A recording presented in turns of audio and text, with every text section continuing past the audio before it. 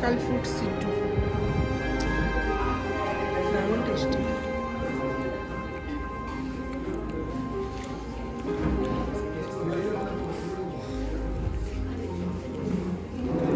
নমস্কার বন্ধুরা, কেমন আছো তোমরা সবাই? আমি তো খুব ভালো আছি। আর আমি আজ যখন চলে এসেছি তাহলে বুঝতেই পারছো কোনো নতুন রেসিপি তোমাদের জন্য নিয়ে চলে এসেছি।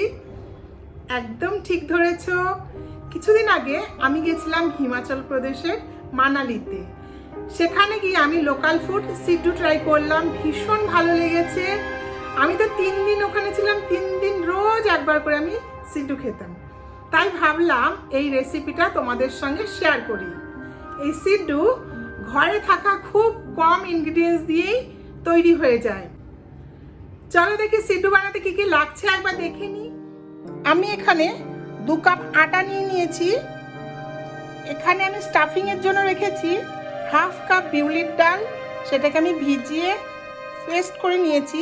তার মধ্যে দিয়েছি একটু মুংফলি বা চীনাবাদাম, আর দিয়েছি 2টো কাঁচা লঙ্কা, একটু নুন, একটা ধনেপাতা আছে, এটা আছে ঈষদুষ্ণ গরম জল। এটা দিয়ে আমি আটাটাকে মাখবো।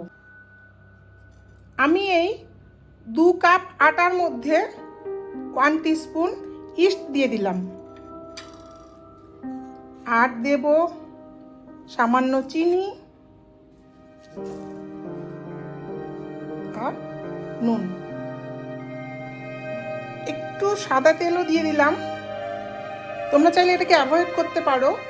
আমি এবার আটাটাকে ভালো করে মেখে নেব। মিশিয়ে নিলাম, নিয়ে এবার আমি এই ঈষদুষ্ণ গরম জলটাকে এর মধ্যে দিয়ে দেব।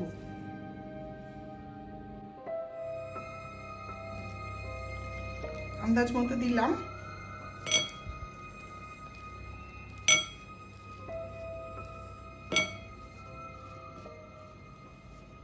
একটু লাগবে। যেভাবে আমরা রুটির আটা মাখি তো সেরকমই একটা ডো বানিয়ে নিতে হবে। আমার ডোটা একদম রেডি হয়ে গেছে। এবার আমি 30 মিনিটসের জন্য একে রেস্টে রাখবো। ঢাকা দিয়ে রাখলাম। 30 মিনিটস হয়ে গেছে, আমার ডো রেডি। একটু চেক করে নিই, রেডি হয়ে গেছে। আমি ডোটাকে এবার এই প্লেটে রেখে নিলাম। নিয়ে আমি 4টে পিস করে নিই, 4টে ভাগ করে নিই। আমি 4টে সিড্ডু বানাবো।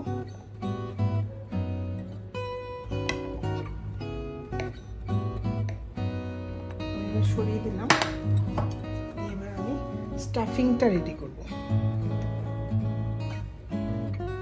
এর মধ্যে আমি ধনেপাতা কুচিটা দিলাম,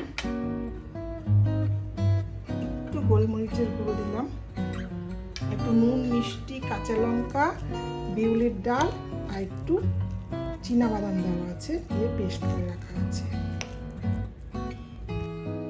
আমি একটা ডো তুলে নিয়ে করে হাতের সাহায্যে এটাকে গোল করে নেব। নিয়ে এভাবে বাটির শেপ দিতে হবে।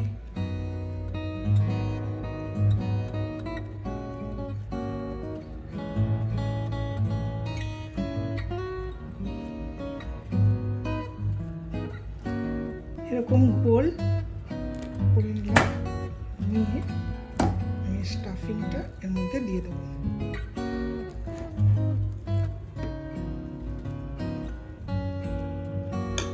দিয়ে এটা ফোল্ড করতে হবে।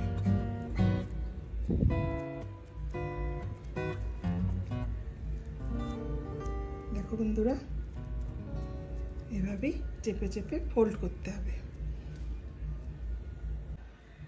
আমি স্টাফিং দিয়ে দেখো অর্ধচন্দ্রাকৃতি একটা শেপ দিলাম। এবার আমি সাইডগুলো ডিজাইন করে মুড়ে দেব।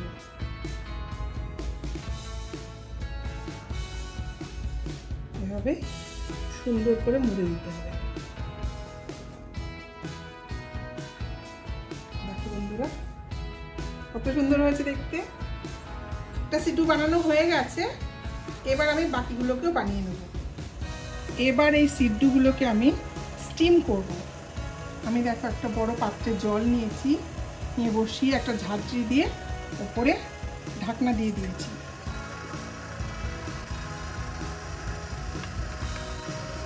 এবার আমি একটু বাটার ব্রাশ করে দিচ্ছি, তোমরা অয়েলও ব্রাশ করতে পারো, কোনো অসুবিধে নেই। হয়ে গেল। এবার আমি খুব সাবধানে এই সিডুটাকে এখানে স্টিম করতে দেব।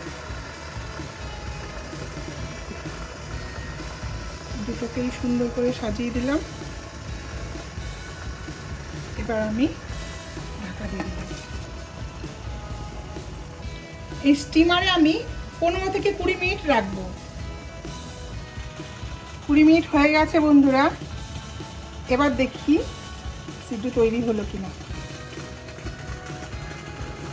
হয়ে গেছে, সিডু তো একদম তৈরি হয়ে গেছে বন্ধুরা। এবার আমি একটু বাটার ব্রাশ করব উপর থেকে, দেখতে ভালো লাগবে। এই সিডুকে সার্ভ করব রসুন আর লঙ্কার একটা চাটনি দিয়ে, একটু ধনে পাতা দিয়ে দিই উপর থেকে। এই সিডু ভেতর থেকে কেমন হয় দেখতে তোমাদের একটু কেটে দেখিয়ে দিই, তাহলে তোমরা বুঝতে পারবে। এগুলো এরকম পিস পিস করেই ওখানে খেতে দেওয়া হয়।